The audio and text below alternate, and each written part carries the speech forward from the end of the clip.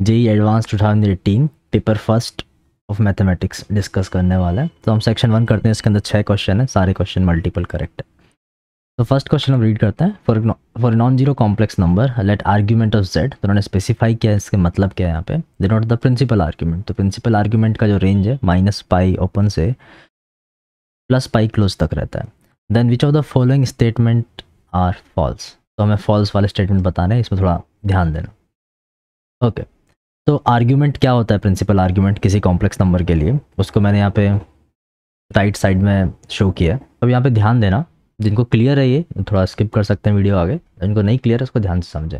जैसे अगर हमने कॉम्प्लेक्स नंबर लिया z जो कि x प्लस आयोटा y है, राइट, एंड x और y के डिफरेंट साइंस के लिए लाइक पॉजिटिव नेगेटिव के लिए आर्ग्यूमेंट ऑफ जो z होगा प्रिंसिपल आर्ग्यूमेंट, वो किस तरह वेरी करेगा वो हम समझने वाले हैं। तो अगर सपोज x और y दोनों पॉजिटिव है जैसा कि फर्स्ट क्वाड्रेंट के अंदर हो रहा है, तो यहाँ पे समझ में आ रहा है कि जो आर्ग्यूमेंट है प्रिंसिपल आर्ग्यूमेंट वो 0 से π/2 के बीच में रहेगा, क्योंकि ये जो रे है वो इस यहाँ से स्टार्ट होगी और यहाँ तक जाएगी। मैं एक्सिस को यहाँ पे एक्सक्लूड कर रहा हूँ, विदाउट एक्सिस मतलब बीच में अगर रे रहेगी तो उसका आर्ग्यूमेंट की वैल्यू 0 से π/2 रहेगी। फिर हम सेकंड अगर क्वाड्रेंट में जाते हैं और अब हम इस तरह मूव करते हैं, राइट, तो हमारा जो आर्ग्यूमेंट है वो π/2 से लेके पाई तक चला जाएगा। पाई पे ओपन है क्योंकि मैंने एक्सिस को इंक्लूड नहीं किया अभी तक।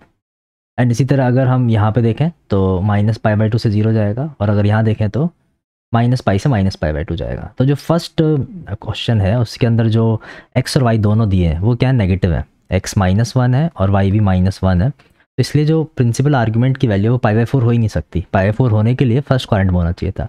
तो यहाँ पे जो इसकी वैल्यू आएगी वो आएगी -3π/4, राइट। तो ये ऑप्शन गलत हो गया, तो इसलिए इसको सही टिक करना है। ऑप्शन गलत है, हमें फॉल्स बताना है। अभी हम सेकंड क्वेश्चन करते हैं। एक फंक्शन डिफाइन किया है जिसमें लिखा है कि जो डोमेन है उसका आर है और कोडोमेन जो है -पाई ओपन से +पाई ओपन तक है।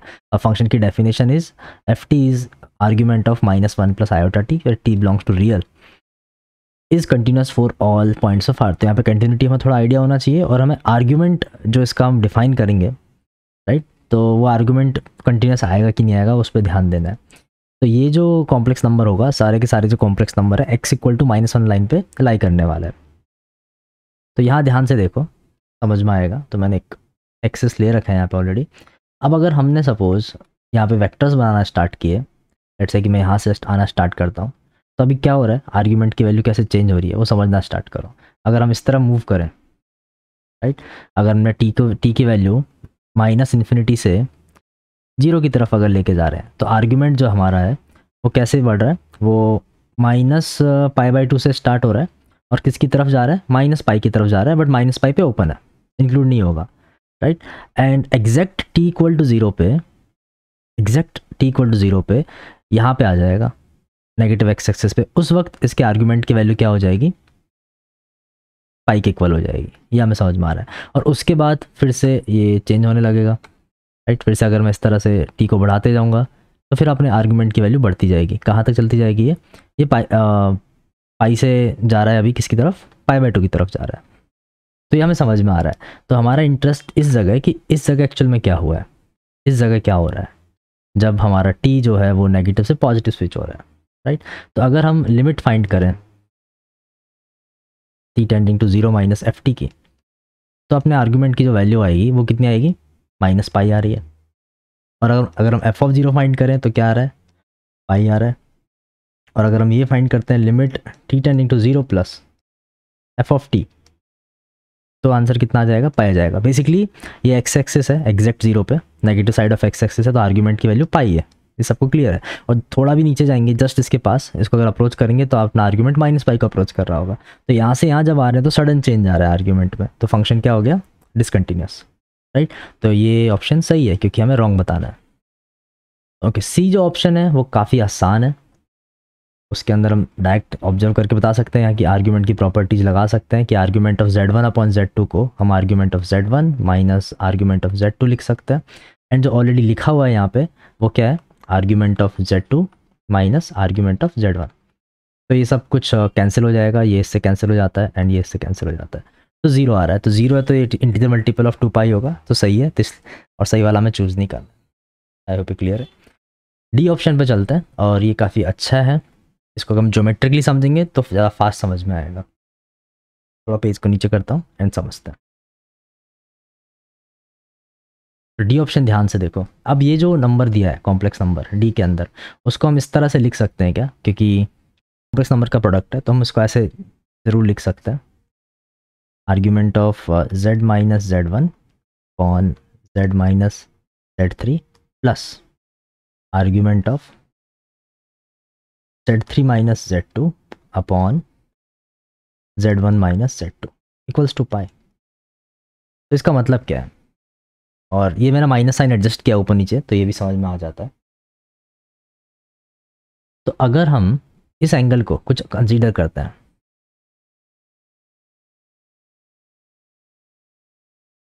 अगर हम इस एंगल को कुछ अल्फ़ा मानते हैं तो ये वाला एंगल क्या है, बीटा।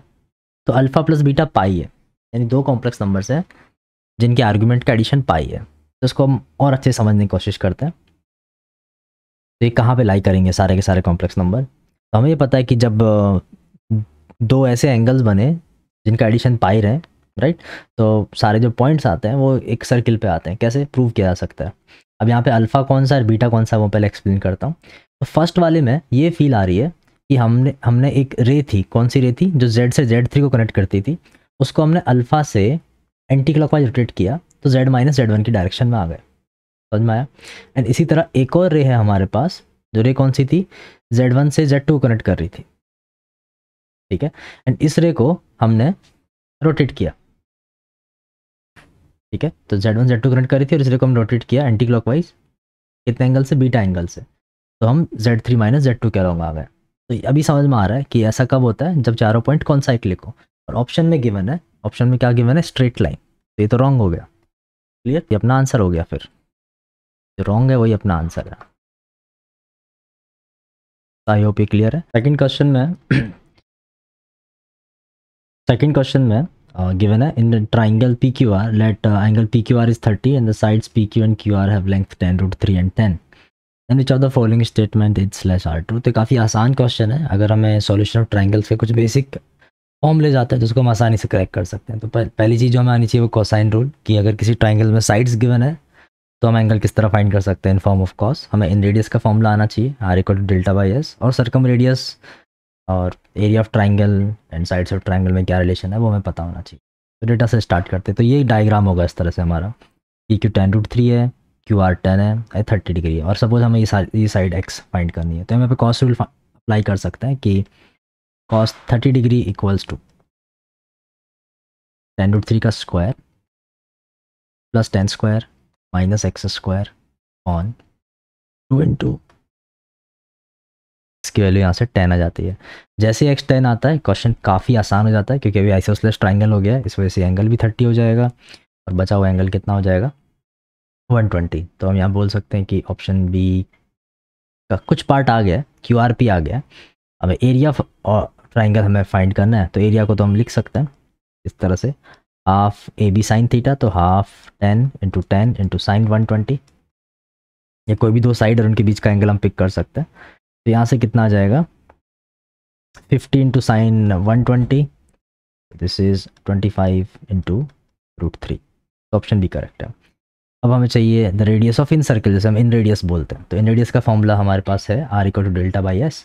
तो डेल्टा कितना है, 25√3 एंड एस है सेमी पेरीमीटर, तो इसका सेमी पेरीमीटर हो जाएगा 5√3 प्लस 10, यानी कि 5√3 ऑन 2 प्लस √3, और उसको हमें थोड़ा रैशनलाइज करना पड़ेगा। सो 5√3 इंटू 2 माइनस √3, राइट। तो यहाँ से समझ में आ रहा है 10√3 माइनस 15, तो इन रेडियस सही है। And the area of circum circle of the triangle P Q R is 100 पाई। तो बेसिकली हमें ये प्रूफ करना है कि आर की वैल्यू, जो सर्कम रेडियस है उसकी वैल्यू 10 है कि नहीं है।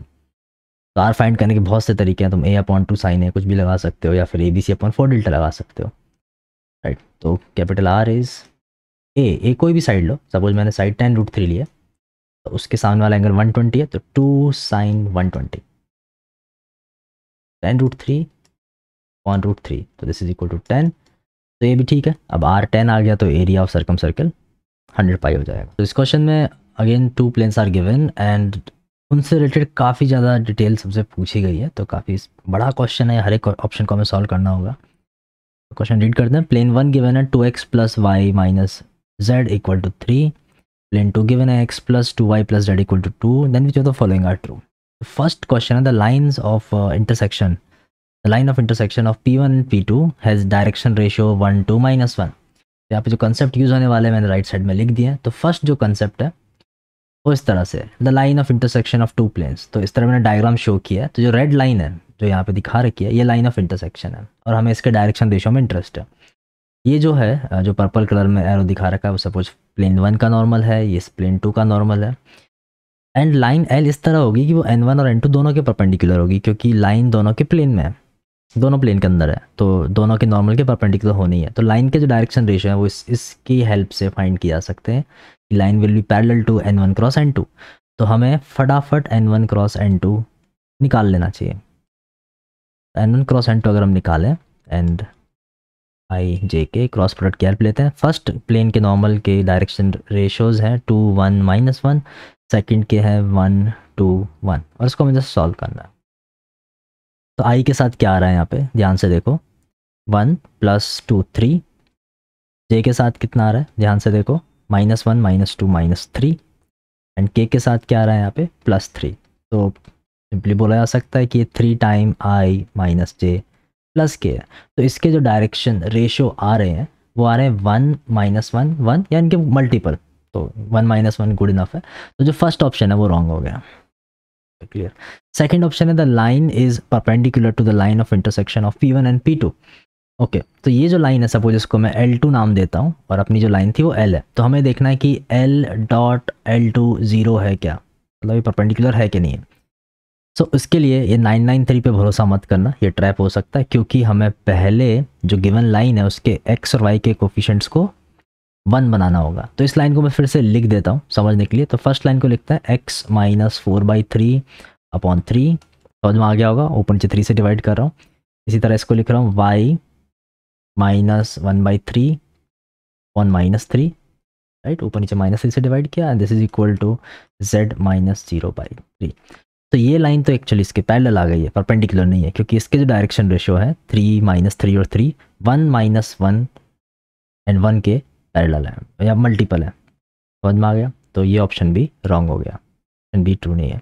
Acute angle between P1 and P2 is 60 degree. Okay, अब इसको कैसे निकालोगे? यहाँ पे हम डॉट प्रोडक्ट की हेल्प ले सकते हैं। दोनों नॉर्मल पता है हमें, तो हम cos थीटा निकालने के लिए डॉट प्रोडक्ट यूज़ कर लेते हैं। तो n1.n2 अगर हम करते हैं तो आ जाएगा 2 × 1 2, 2 × 1 again 2, 1 × -1 -1 and divide by there magnitude. इनका मैग्नीट्यूड कितना है? फर्स्ट का √6 है एंड सेकंड का भी √6 है। तो दिस इज 3/6 हाफ। तो ठीक है, जो एंगल है अपने पास कितना आ गया? 60 डिग्री आ गया। तो ऑप्शन सी करेक्ट है यहाँ पे। ओके, ऑप्शन डी जो है उसके अंदर फिर से हमें मेहनत करनी पड़ेगी। ऑप्शन डी रीड करते हैं। P3 is the plane passing through point 4 2 -2 and perpendicular to the line of intersection of P1 and P2.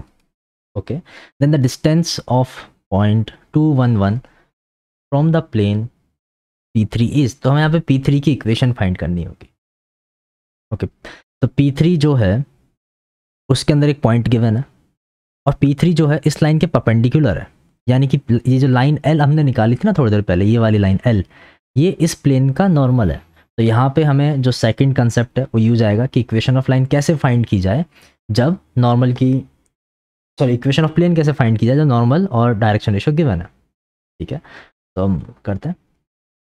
तो हमें ये पता था कि जो लाइन L आ रही थी उसके जो डायरेक्शन रेशियो थे वो 1 1 1 -1 एंड 1 थे, और पॉइंट दे रखा है 4 2 -2। तो हम लिखेंगे 1 × x - 4 -1 × y - 2 and 1 × z + 2 equal to 0। तो यहाँ से प्लेन की इक्वेशन आ जाती है अच्छे से। तो x - 4 -y + 2 + z + 2, तो प्लेन आ गया x - y + z = 0। ये प्लेन P3 है। अब इस पर 2 1 1 से हमें परपेंडिकुलर ड्रॉप करना है। तो परपेंडिकुलर लेंथ का जो फॉर्मूला है वो ये है, जैसे कि समझ में आ रहा हो, क्योंकि अगर हमें कोई भी प्लेन दे रखा है और उसके ऊपर पॉइंट h के L से, ये जो पॉइंट है उसे परपेंडिकुलर ड्रॉप करना है, तो x y z की जगह h के L पुट कर दो सिंपली, एंड ऊपर AH + BK + CL + D divide by √a² + b²। तो सॉल्व करते हैं तो आ जाएगा परपेंडिकुलर लेंथ इज, उसको अगर हम डी से लिखा है, तो 2 - 1 + 1 एक्स वाई जेड की जगह पुट कर दिया, divide by √(a² + b² + c², तो डिवाइड बाई √3, 2/√3। ये पे क्लियर है, तो सी और डी आ गया। ओके, सो ये क्वेश्चन बहुत ज़्यादा अच्छा क्वेश्चन है, काफ़ी अच्छे से LMVT और रॉलिस थ्योरम यूज़ हो रहे हैं इसके अंदर, तो इसको प्रॉपर्ली समझना होगा। तो क्या लिखा है कि for every twice derivable function defined from real to -2 to 2 with f(0) का स्क्वायर प्लस f(0) का square equal to 85, which of the following statement is/r true। तो फर्स्ट ऑप्शन है there exist r, s belong to real number where r is less than s such that f is 1 1 on the open interval r to s। And similarly second option दिया, there exists x0 between -4 to 0 such that mod of f dash x0 is less than equal to 1। Okay, तो first to जो questions है वो direct LMVT के question है। तो LMVT क्या है वो मैं थोड़ा एक्सप्लेन करता हूँ। तो LMVT बेसिकली शॉर्ट में बोला जाए तो हम ऐसा बोल सकते हैं कि कभी ना कभी एवरेज स्लोप की वैल्यू इंस्टेंटेनियस स्लोप के इक्वल होती है, राइट। या फिर ढंग से बोले कि हमने 2 point x equal to a और x इक्वल टू b के बीच में एक फंक्शन लिया है जहाँ पे फंक्शन कंटिन्यूस है और डेरिवेबल है, तो हम बोलते हैं कि जो एवरेज स्लोप है f(b - f(a)(b) है, ये जो वैल्यू है कभी ना कभी f डैश c के इक्वल होगी, और c एटलीस्ट एक पॉइंट तो है बिटवीन a एंड b। ऐसे बहुत सारे c हो सकते हैं, तो मैंने ग्राफ में दिखाने की कोशिश की कि जो डॉटेड येलो लाइन है उसका स्लोप और जो एरो वाली लाइन्स है उनका स्लोप इक्वल है। अब इसको कैसे यूज़ करना है वो ज़्यादा इंपॉर्टेंट है। रोलिस थ्योरम भी आता है काफ़ी लोगों को कि अगर कोई फंक्शन p to q में सपोज कंटिन्यूस एंड डेरिवेबल है एंड f(p) और f(q) की जो वैल्यूज़ हैं वो इक्वल है, तो एटलीस्ट कोई तो एक पॉइंट एग्जिस्ट करेगा बिटवीन p एंड q जहाँ पे फंक्शन का स्लोप 0 होगा। डायरेक्ट थ्योरी यही है, बट इसको अप्लाई कैसे करना है वो ज़्यादा इंपॉर्टेंट है। We need to find points where the value of function is equal, right. ये आसान काम नहीं है, ये बहुत टफ काम है, राइट। तो ये हमें थोड़ा सोचना होगा। एंड LMVT अप्लाई करने के लिए यूज़ range/कोडोमेन of function to determine the value of f(b - f(a)। कि इस क्वेश्चन में या मोस्टली अच्छे क्वेश्चंस में f(b - f(a) की एग्जैक्ट वैल्यू हमें नहीं पता होती है, उसकी हम रेंज का आइडिया लगा सकते हैं। तो समझते हो।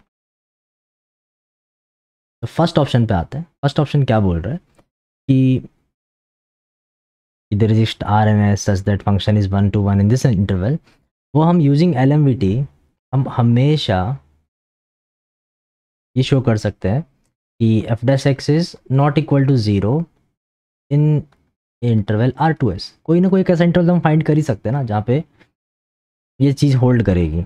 LMVT का यूज़ करते हैं क्योंकि हमारे पास f की रेंज है वो पता है, f की रेंज पता है हमें -2 से 2 है, तो हम ऐसे दो वैल्यू ले सकते हैं जब ऊपर का जो डिफरेंस है वो कभी 0 ना हो LMVT अप्लाई करते वक्त, राइट। तो ये काम बन जाएगा। तो काफ़ी ईजी ऑप्शन है फर्स्ट वाला। सेकंड वाला ट्रिकी है। सेकंड वाले पे आओ कि देयर एक्जिस्ट x0। तो अभी हम LMVT लगाते हैं -4 से 0 में, तो हम करते हैं कि चलो कोई ना कोई f डैश x0 एग्जिस्ट करता है और उसकी जो वैल्यू होगी वो क्या होगी, f of -4 minus f of 0 on -4 -0, right. अब कोई भी जो f of -4 है, देखो अभी सेकंड पार्ट इंपॉर्टेंट है कि हम f of b - f of a की रेंज फाइंड करेंगे, है ना। एक एग्जैक्ट वैल्यू नहीं पता चलेगी और उसका इंटरवल हम फाइंड कर लेंगे कहाँ से कहाँ जा सकता है। ये चीज़ -2 से 2 के बीच में है। इसी तरह f of 0 की जो वैल्यू है वो भी -2 से 2 के बीच में होगी। तो इनका जो डिफरेंस है वो कहाँ से कहाँ जा सकता है, तो मैक्सिमम 4 हो सकता है और मिनिमम -4 हो सकता है, राइट। समझ में आ रहा है। तो हम यहाँ से बोल सकते हैं कि जो mod of f dash x0 है is equal to modulus of f of -4 minus f of 0 on 4। This thing is less than 4/4। कितना है, समझ में आ गया। ये भी ऑप्शन ट्रू है। ऑप्शन सी को ट्रू होने के लिए हमें सारे के सारे फंक्शंस के सपोर्ट में प्रूव करने होंगे। तो ज़्यादा बेटर ये कि हम एक एक्सेप्शन फाइंड कर ले जो इस कंडीशन को अवॉइड करता हो, राइट। तो कैसे फाइंड किया जाए, तो हम एक फंक्शन ले सकते हैं f(x) जो कि लेट्स से 2 sin cx है। तो इसकी जो रेंज होगी ऑफ कोर्स -2 से 2 होगी, राइट। एंड हम f डैश x अगर निकालें तो f डैश x की जो वैल्यू आएगी वो आ जाएगी 2c cos cx। अगर हम अभी एफ ऑफ ज़ीरो का square plus f dash zero का स्क्वायर पुट करें इक्वल टू 85, तो यहाँ से समझ में आ रहा है 0 plus 4c square equal to 85। तो c की जो वैल्यू आ रही है वो आ जा रही है प्लस माइनस रूट 85/2। तो ये एक ऐसा फंक्शन है जिसकी लिमिट एट इन्फिनिटी 1 नहीं है। इनफैक्ट इसकी लिमिट जो है वो ऑसिलेट कर रही है और हम फाइंड नहीं कर सकते, इसलिए ऑप्शन सी रॉन्ग हो गया। तो हम सॉल्व करते हैं ऑप्शन डी। तो यहाँ पे हमें प्रूफ करना है there exist alpha between -4 to 4 such that f of alpha plus f double dash alpha is 0 and f dash alpha is not equal to 0। Okay, and यहाँ पे हमें क्या दे रखा है कि एफ ऑफ 0 का स्क्वायर प्लस एफ डैश 0 का square equal to 85।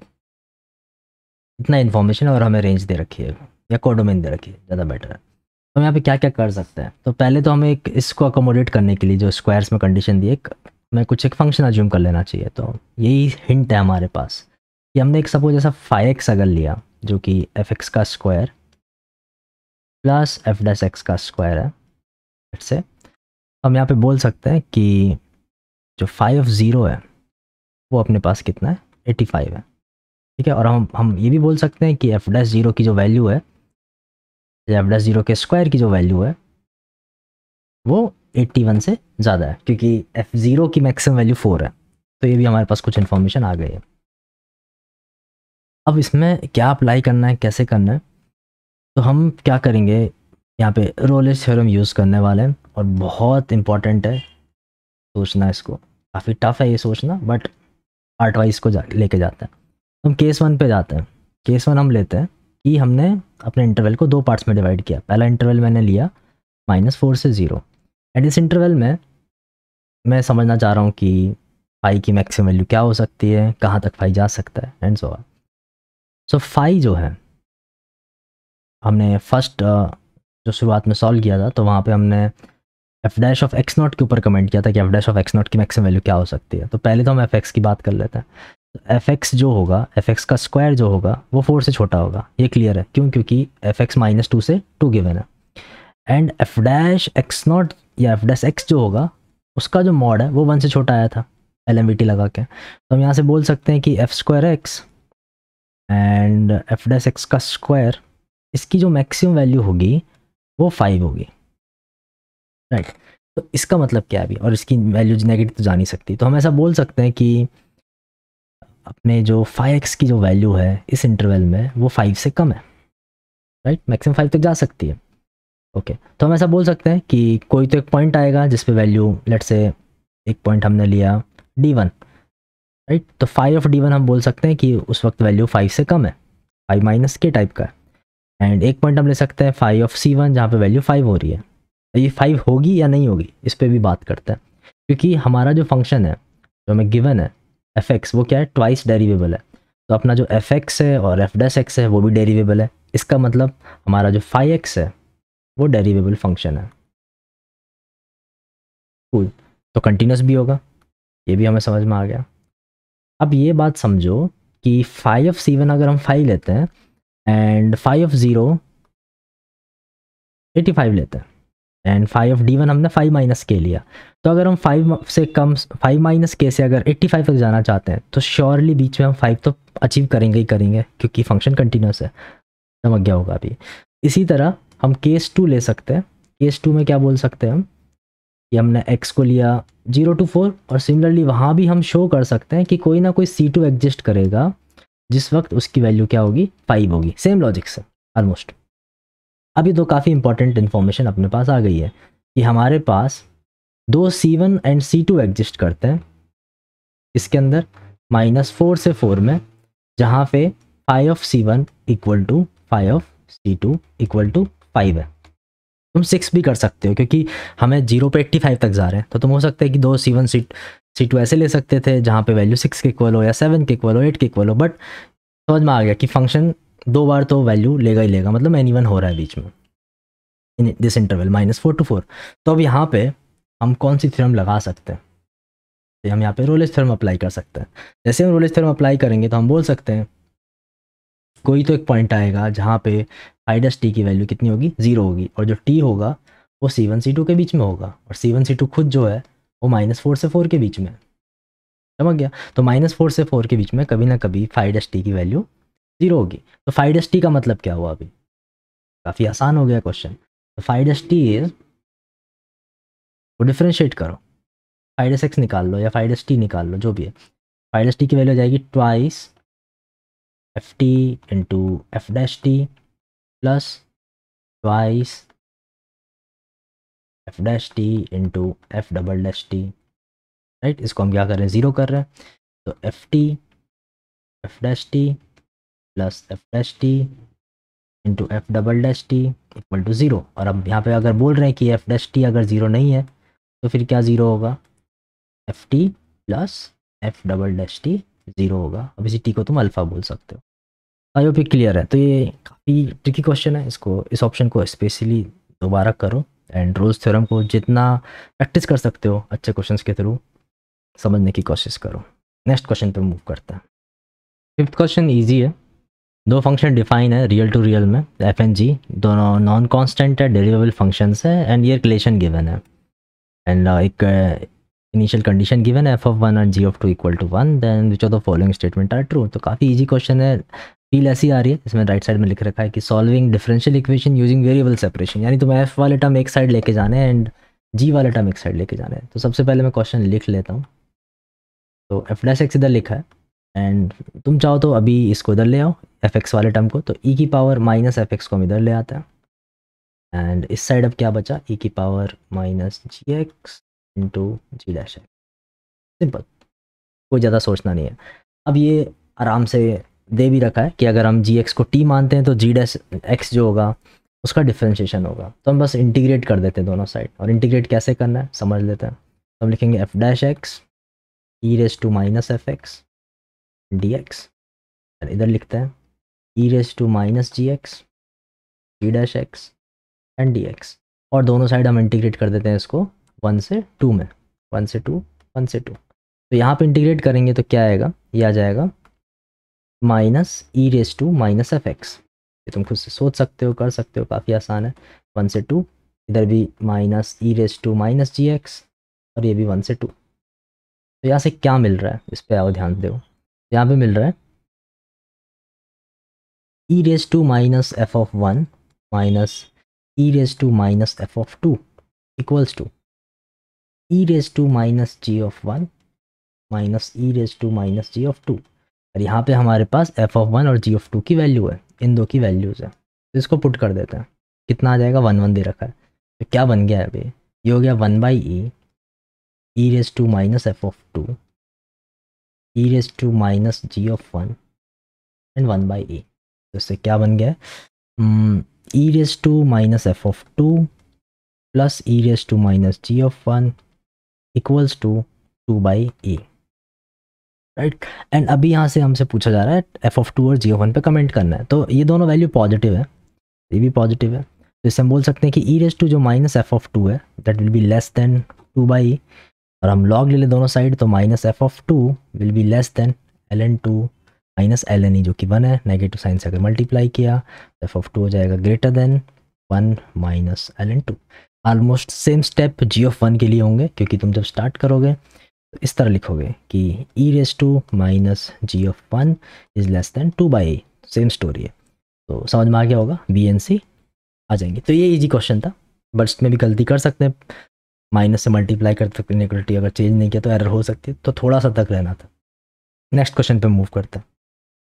तो सिक्स्थ क्वेश्चन करने में आसान है बट थोड़ा लेंथी है, हमें करते जाना है। एंड किस तरह क्वेश्चन गिवन है रीड करते हैं कि एफ डिफाइन है क्लोज 0 से इन्फिनिटी में, और आर उसका कोडोमेन है, और फंक्शन कंटिन्यूस गिवन है। एक्स डिफाइन कर रखा है f x equal to 1 minus 2x plus integration from 0 to x e raise to x minus t f of t d t, right. And फिर इसी domain के लिए कौन से ऑप्शन ट्रू है हमें फाइंड करना है, तो बिना एफ एक्स फाइंड किए वो नहीं आने वाला है। एंड एफ एक्स फाइंड करने के लिए यहाँ पे हम 1 और 2 जो कंसेप्ट है, या तो मॉडिफाइड लेबनिट्स यूज़ करो या लेबनिट्स यूज़ करो, कर सकते हैं। अंदर इंटीग्रेशन के अंदर 2 वेरिएबल है एक्स एंड टी, तो यहाँ पे तो क्वेश्चन फिर भी आसान है, लेबनिट्स से भी काम चल सकता है। अगर क्वेश्चन थोड़ा कॉम्प्लिकेट होता, अगर हम x के टर्म्स को बाहर नहीं ला सकते, तो मॉडिफाइड लेibniz होता। मॉडिफाइड लेibniz का फॉर्मूला मैंने लिख दिया है, तुम पढ़ सकते हो। ये कैसे आया, इसका डेरिवेशन क्या है, मैं अलग वीडियो में कवर करके समझा दूंगा। लेibniz अगर यूज़ करना है तो फॉर्मूला क्लियर है, ऐसा फॉर्मूला में अप्लाई करना है कि अपर लिमिट को पुट करना है, देन अपर लिमिट का डिफरेंशिएशन, देन लोअर लिमिट को फंक्शन में पुट करना है, लोअर लिमिट का डिफरेंशिएशन। बट ये करने से पहले यहाँ में एक चीज़ ऑब्जर्व करनी होगी कि यहाँ पे कोई भी टर्म जो है वो x का नहीं है, सिर्फ सिंगल वेरिएबल है, वो भी अदर देन x। तो हम क्या करते हैं इसको सॉल्व करने के लिए, सबसे पहले fx को वापस लिखते हैं और इंटीग्रेशन के बाहर कुछ टर्म हम निकाल देते हैं, और वो जो टर्म निकाल रहे हैं वो x का है। तो e रेज़ टू x हमने बाहर निकाल दिया, अब बचा है 0 to x e raise to minus t ft dt। अब हम इसके अंदर लेibniz यूज़ कर सकते हैं ऑफ सिंगल वेरिएबल। अब इसको हम डिफ्रेंशिएट करते हैं, तो एफ डैश एक्स की जो वैल्यू आ रही है वो आ रही है 0 का 1 का डिफरेंशिएशन 0 माइनस 2x का 2 एंड यहाँ पे प्रोडक्ट रूल। तो यही ट्रिक है कि अगर तुम ऐसे फंक्शन को बाहर निकाल दोगे तो या तो सब्स्टिट्यूशन करके निकालो एंड उसके बाद तुम्हें प्रोडक्ट रूल वगैरह की हेल्प लेनी पड़ेगी। तो हम डिफ्रेंशिएट करते हैं, तो पहले ई रेज़ टू एक्स को एज इज रखते हैं एंड जो मैं अलग कलर से लिख रहा हूँ वहाँ पे लेibniz यूज़ हो रहा है। तो कैसे यूज़ हो रहा है समझो ध्यान से। एक्स को पुट किया फंक्शन के अंदर, एक्स का डिफरेंशिएशन 1 हुआ एंड देन 0 को पुट करेंगे, 0 का डिफरेंशिएशन 0 हो जाएगा। ये समझ में आ गया होगा।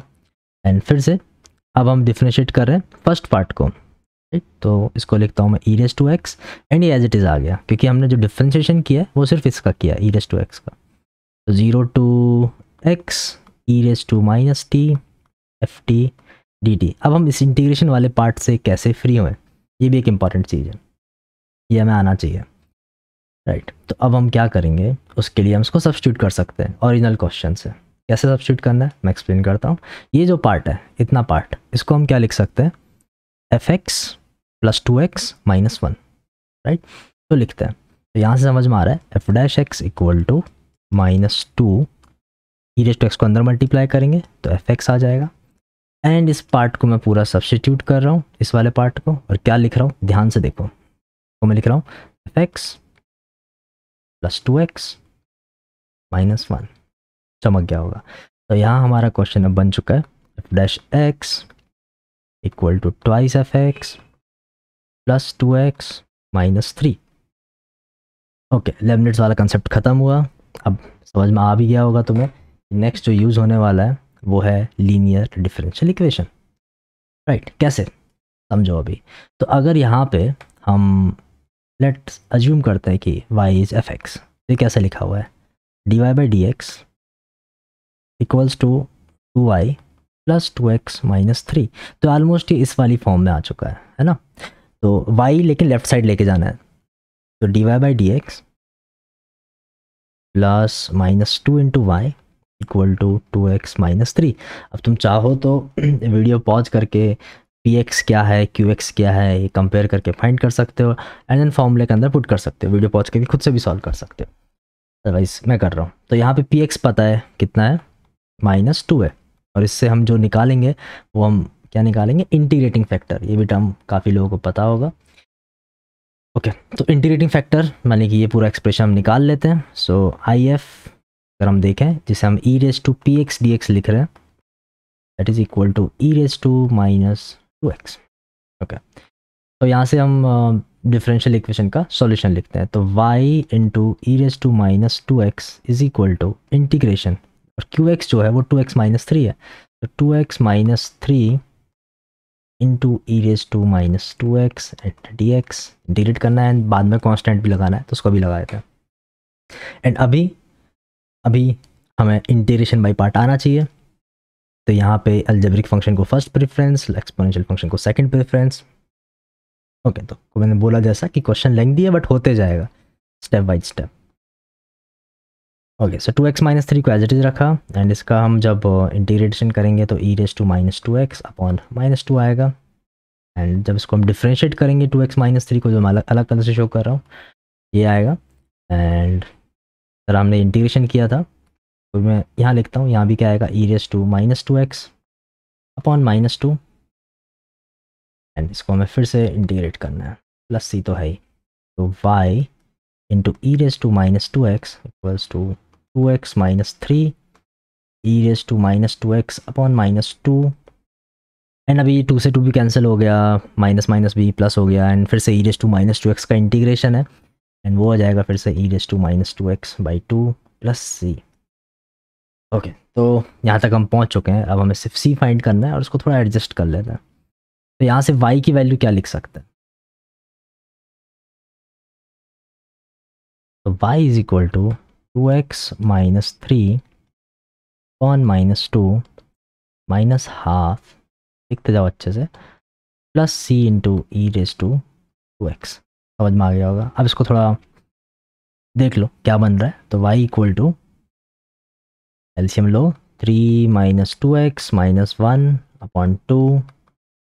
Okay, so this is y equals to 1 minus x plus c into e raised to 2x। Okay, अब हम क्या निकाल सकते हैं? हम यहाँ से जो y है, तो हम यहाँ से f of 0 निकाल सकते हैं ओरिजिनल क्वेश्चन से। कैसे? x का 0 पुट कर दो, तो f of 0 is 1 minus 0 and integration from 0 to 0, तो f of 0 इज़ 1।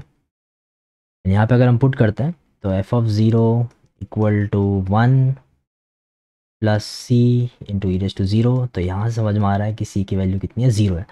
तो कुल मिला के हमारा जो एफ एक्स है वो काफ़ी अच्छा आ गया है। एफ एक्स आ गया है 1 माइनस एक्स। कुल अभी ए और बी ऑप्शन यहाँ से फटाफट डिसाइड हो जाएगा कि 1,2 से पास करती है या 2,-1 से, तो बी आ गया समझ में।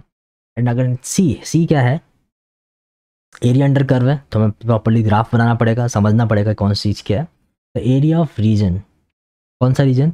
जिसके अंदर सारे हम x, y पॉइंट्स का सेट ले रहे हैं और x और y की वैल्यू 0 से 1 तक है। एंड यहाँ पे अब क्या है, रीजन कैसा है कि f ऑफ x जो है वो y से छोटा है और y जो है वो √1 माइनस एक्स स्क्वायर से छोटा है। समझो इस चीज़ को।